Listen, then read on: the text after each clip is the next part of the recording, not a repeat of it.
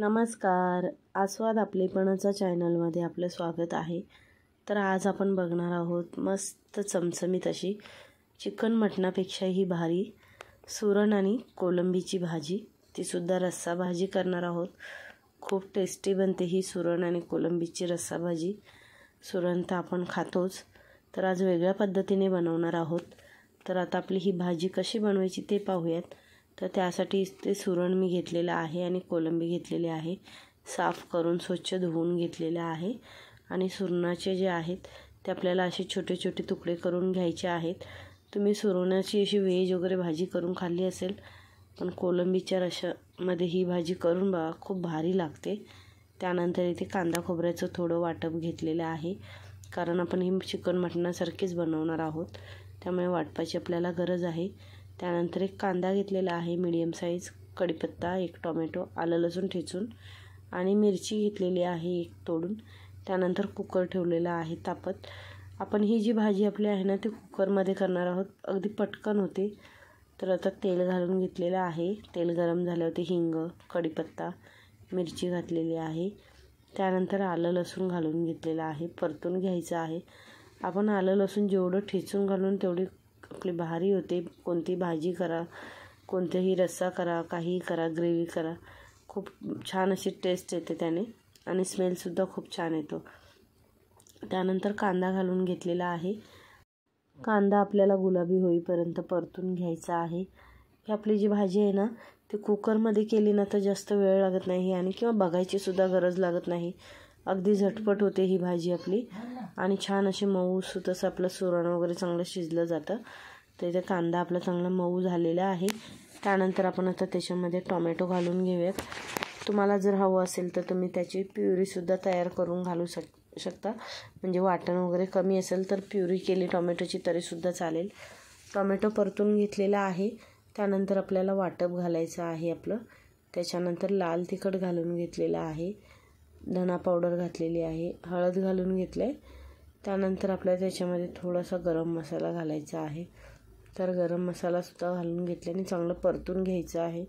मसाला व्यवस्थित असं सगळीकडे लागला गेला पाहिजे. छान अशी ग्रेव्ही तयार करून घ्यायची आपल्याला. तर पाण्याचा आधी वापर करायचा नाही आहे. त्यानंतर आपलं जे सुरण आणि कोलंबी आहे ती घालून घ्यायची आहे. पाणी अजिबात आधी घालायचंच नाही आपल्याला आणि ते घालून चांगलं परतून घ्यायचं आहे व्यवस्थित असं.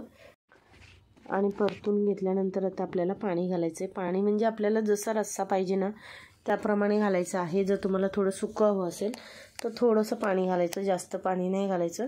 आणि ही आपली जी भाजी आहे ती वाफेवरसुद्धा शिजली जाते. तर आता पाणी घालून घेतलं आहे. त्यानंतर चवीनुसार मीठ घालून घ्यायचं आहे आणि मीठ घातल्यानंतर पुन्हा एकदा आपल्याला चांगलं मिक्स करायचं आहे.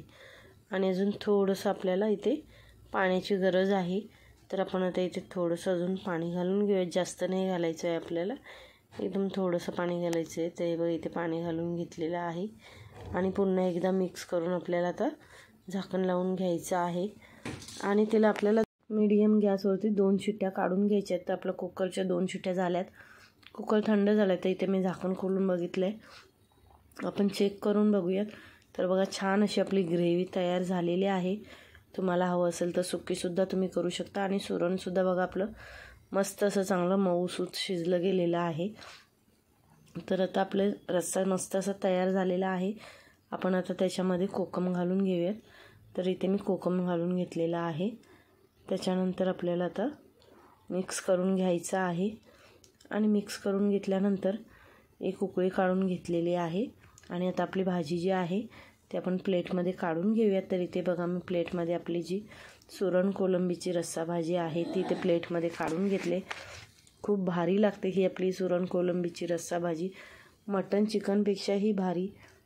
एरवी सुरण आणलं तर आपण साधी सोपी भाजी करतो, तर तुम्ही अशा पद्धतीनेही सुरणाची कोलंबीमध्ये रस्सा भाजी करून बघा, खूप भारी लागते. रोज तीच मच्छी भाजी वगैरे खाऊनसुद्धा कंटाळा येतो.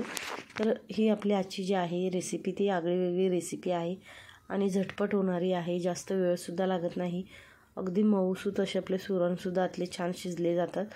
भाकरीसोबत, चपातीसोबत खूप भारी लागते ही आपली भाजी, किंवा नुसत्या भातासोबतसुद्धा तुम्ही ही सुरणाची रस्सा भाजी खाऊ शकता.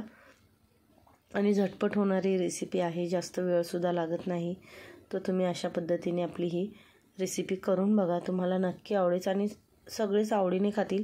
इतकी छान अशी आपली ही रस्सा भाजी तयार होते. तर तुम्हाला आपला आजचा हा व्हिडिओ कसा वाटला हे कमेंट करून नक्की सांगा.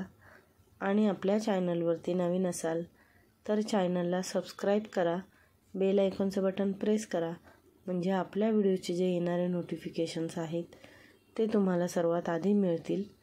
आणि व्हिडिओ पूर्ण बघितल्याबद्दल धन्यवाद.